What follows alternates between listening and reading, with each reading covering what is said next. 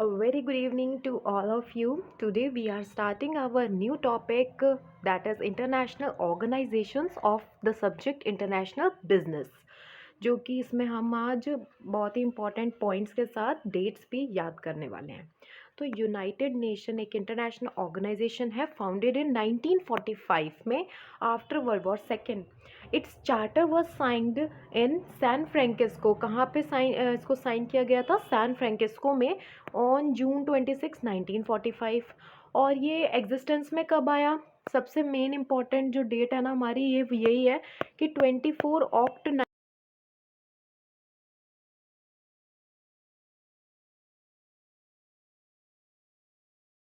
United nation organs हैं, तो हमारे ज़्यादातर ना आपको देखने को मिलेंगे अक्टूबर के आसपास ही होंगे, क्योंकि ऑर्गन्स हैं। ऐसे करके तुक्का लगा के करेंगे तो याद हो जाएगा।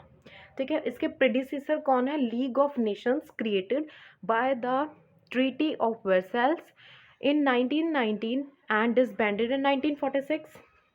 इसका जो मिशन था वो क्या था कि हम भाई सब में पूरी जो इंटरनेशनल कम्युनिटी है हमारी, उसमें हम पीस और सिक्योरिटी मेंटेन रखेंगे, फ्रेंडली रिलेशंस रखेंगे अमंग नेशंस में, और प्रमोट करेंगे सोशल प्रोग्रेस।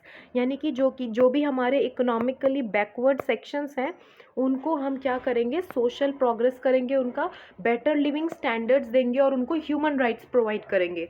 ये किसका काम था? हमारा यूनाइटेड नेशंस और उसकी ऑर्गेनाइजेशंस का।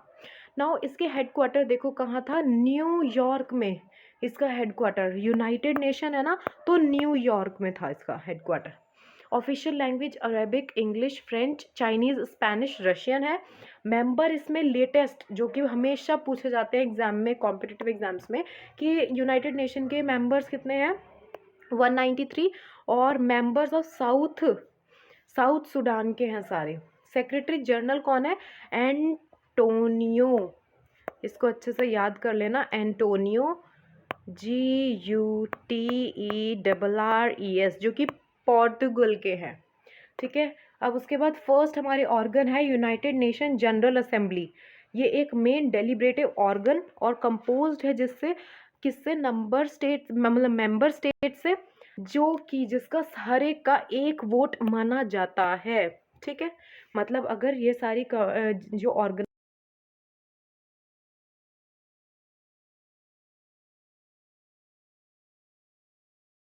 है 1 वोट।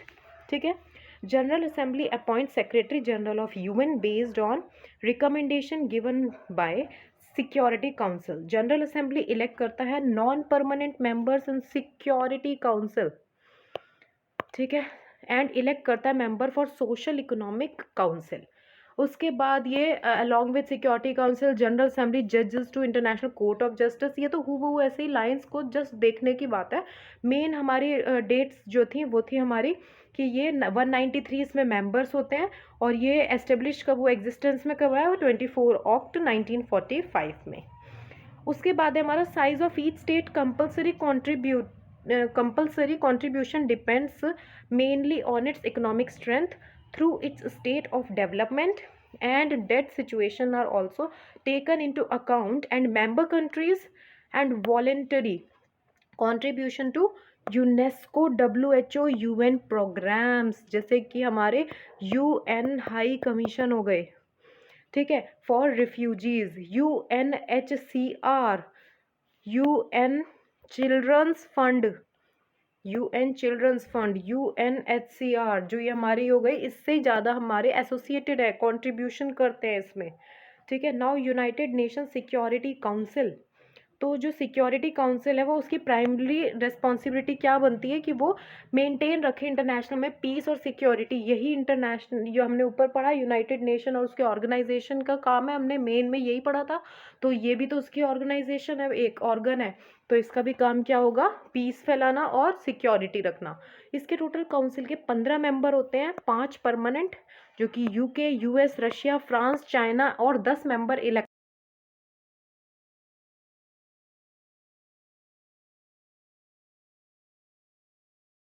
इलेक्ट किया जाता है। उसके बाद जो वाइल अदर ऑर्गन्स हैं UN के, वो केवल रिकमेंडेशन बनाते हैं to member states. The security council has the power to make binding decision on member states, all the members have one vote, सारे मेंबर्स के केवल एक वोट होते हैं इसमें, और कम से कम 15 में से 9, और डिसीजन को सब्सटैंटिव मैटर में रिक्वायर, उनको ज़रूरत होती है कि 9 वोट तो कम से कम होने चाहिए। अगर कोई भी 5 परमानेंट अगर नहीं भी रहती, ठीक है, कोई जैसे इन्होंने 15 को बोला, तो इन्होंने बोला कि हमें कम से कम 9 वोट की ज़रूरत है अगर 5 लोग एब्सेंट हैं तब भी, ठीक है। इसमें मिनिमम क्राइटेरिया क्या है, 9 वोट्स का। Presidency of security council rotates alphabetically, presidency जो होती है सिक्योरिटी काउंसिल की, वो अल्फाबेटिकली ईच मंथ रोटेट होती रहती है।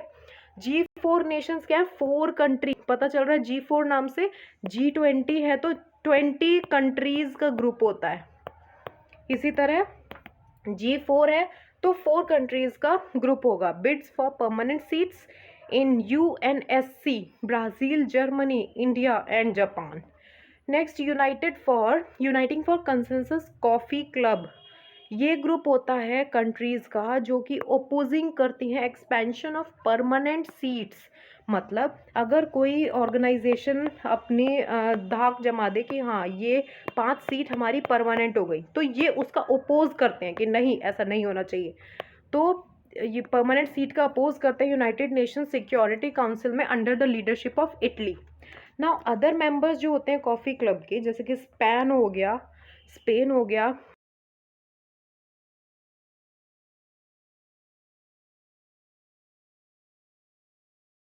मेंबर्स हो गए कॉफ़ी क्लब के, जो कि वो अपोज नहीं करते।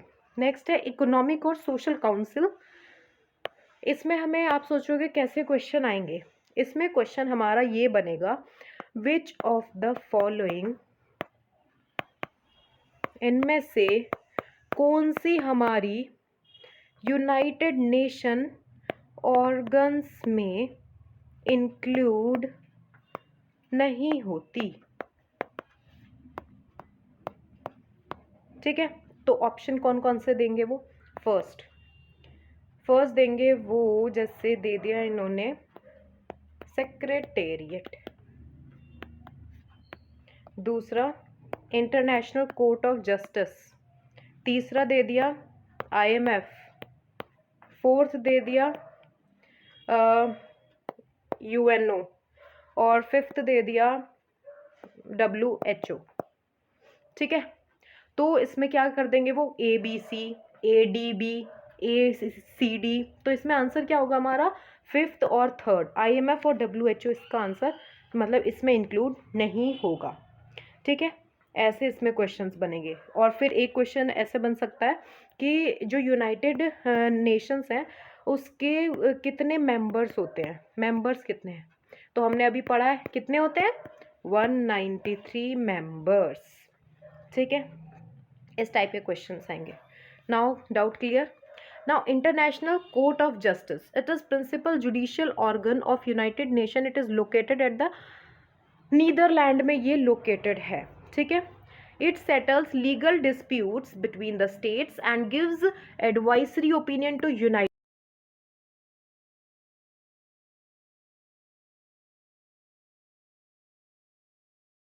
मतलब किसी चीज़ में, जैसे एक पर्टिकुलर हमें क्या करना है, सेटलमेंट करना है बिटवीन द 2 कंट्रीज, यहाँ पे कॉन्फ्लिक्ट हो गया है और हमें सेटलमेंट करना है, तो क्या करेंगे, स्पेशलाइज्ड एजेंसीज जो जिस चीज़ में अच्छी स्पेशलाइजेशन होगी उनकी, उसी कोई एजेंसी को हम हायर करेंगे ना। अगर कोई एजेंसी पीस और सिक्योरिटी में माहिर है तो हम उसको अलॉट करेंगे उस जगह पे, तो इसी तरह हम स्पेशलाइज्ड एजेंसी को हायर करेंगे।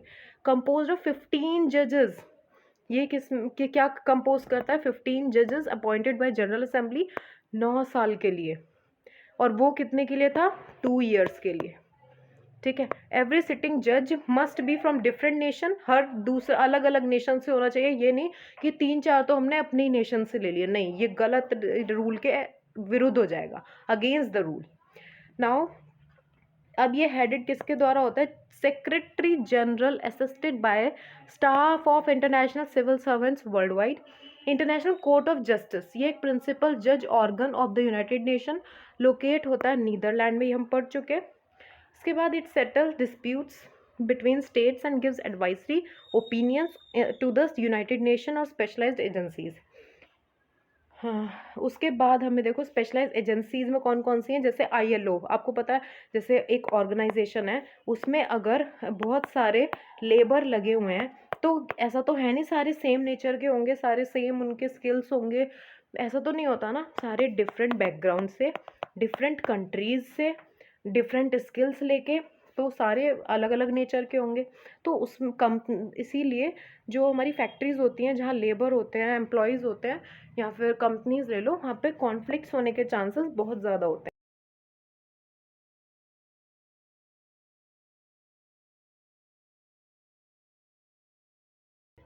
तो ILO क्रिएटेड इन 1919 बड़ा सिंपल लगता है मुझे ये, 1919 ILO का, ठीक है। Peace treaty ending World War. After demise of the League of the Nations, ILO became the first specialized agency associated with the UN, United Nation के साथ जो एसोसिएट हुई है, ये पहली हमारी वो है ILO ऑर्गेनाइजेशन है जो कि पहली बार स्पेशलाइज एजेंसी के साथ एसोसिएट हुई है UN के साथ। ऑर्गेनाइजेशन में 186 और 193 यूनाइटेड मेंबर स्टेट्स हैं, plus Cook island and members of ILO, और उसके सेक्रेटेरिएट जो कि लोकेटेड है जिनेवा में, रिस्पॉन्सिबल है for drawing up, overseeing international labour standards. United Nation specialise agency जैसे कि ILO हो गया। ट्रीपार्टाइट गवर्निंग स्ट्रक्चर, ट्रीपार्टाइट मतलब तीन जिसमें लोग होते हैं, 1 2 3। अब कंपनी में 3 लोग कौन कौन से होंगे, लेबर या फिर कहें हम एम्प्लॉयज, दूसरे होंगे हमारे स्पेशलाइज एजेंसी, ठीक है, और तीसरे क्या होंगे हमारे, बताओ, शेयर होल्डर्स, जो हमारे ओनर्स होंगे उस कंपनी के, फैक्ट्री के, तो फैक्ट्री के अगर होगा तो मैनेजर, ठीक है। Now ILO designate some member countries as chief industrial importance, ठीक है। नाउ डेजिग्नेटेड नेशंस जैसे कि Brazil, China, France, Germany, India, Italy, Japan, the Russian Federation, United Kingdom and the United States. 1988 में जो इंटरनेशनल लेबर कॉन्फ्रेंस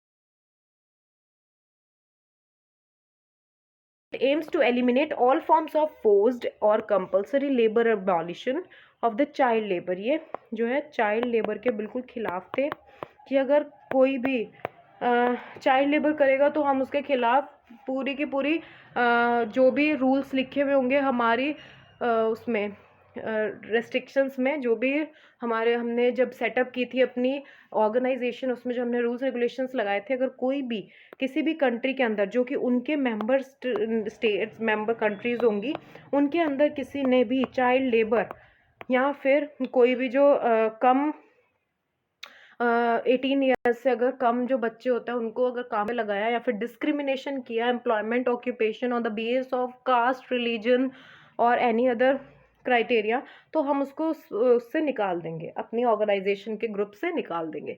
यानी कि जो वो G20 का या फिर G4 का ग्रुप था उसमें से हम उसको आउट कर देंगे, ठीक है। 5 फ्लैगशिप प्रोग्राम्स ऑफ ILO और बेटर वर्क, ये देख लो, ये बहुत इंपॉर्टेंट है, 5 फ्लैगशिप है उसके, better work, social protection floors for all SPFS, IPEC, global action for prevention on occupational safety, health, GASP OSH programme, jobs, peace and resilience.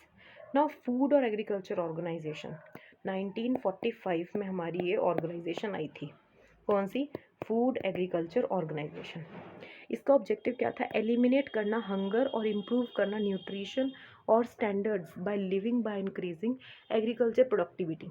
उसके जो सेक्रेटेरिएट थे वो कहाँ पे थे, इटली में, कहाँ पे, रोम, इटली में।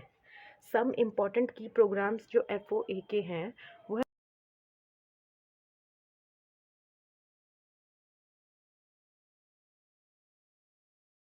सेक्ट्रा। उसके बाद वर्ल्ड हेल्थ ऑर्गेनाइजेशन पढ़ लो। वर्ल्ड हेल्थ ऑर्गेनाइजेशन एक फर्स्ट ग्लोबल हेल्थ ऑर्गेनाइजेशन है, बहुत सारे इसके रीजनल और नेशनल हेल्थ बॉडीज़ भी हैं।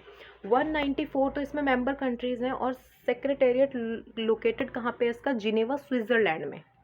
और जो इसके अथॉरिटी है, directing coordinating matters relating to international health, किससे कोऑर्डिनेट करता है, जो भी रिलेटेड इंटरनेशनल हेल्थ से रिलेटेड होंगी, दिक्कतें होंगी, उसमें इसकी अथॉरिटी है। उसके बाद वर्ल्ड हेल्थ असेंबली इसको कहा जाता है, supreme decision making body of WHO, attending by delegation from all the member states. It meets in Geneva in May each year.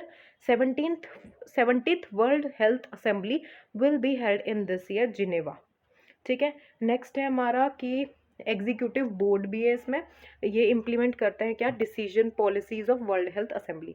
Now international civil organisation create हुई थी Chicago में, और इसमें जो स्पेशलाइज्ड एजेंसी है वो है United Nation link to economic और सोशल काउंसिल, इकोसॉक, ठीक है, इसको बोला जाता है। सेक्रेटेरिएट इसका कहाँ पे, मॉनिट्रियल कनाडा में। और रिसेंटली जो ICAO है, इंट्रोड्यूस किया गया है मार्केट बेस्ड मेजर में इंटरनेशनल एविएशन के लिए, to measure carbon commission, measure करने के लिए कार्बन एमिशन। इसकी वजह से इस जो ये ट्रेंडिंग टॉपिक है ना, इस वजह से ये बहुत ज़्यादा मोस्ट इम्पॉर्टेंट बन जाता है एग्जाम पॉइंट ऑफ व्यू से। कौन सी, इंटरनेशनल सिविल एविएशन ऑर्गेनाइजेशन, ठीक है। उसके बाद मैरीटाइम ऑर्गेनाइजेशन है हमारा, ये हमारी UN स्पेशल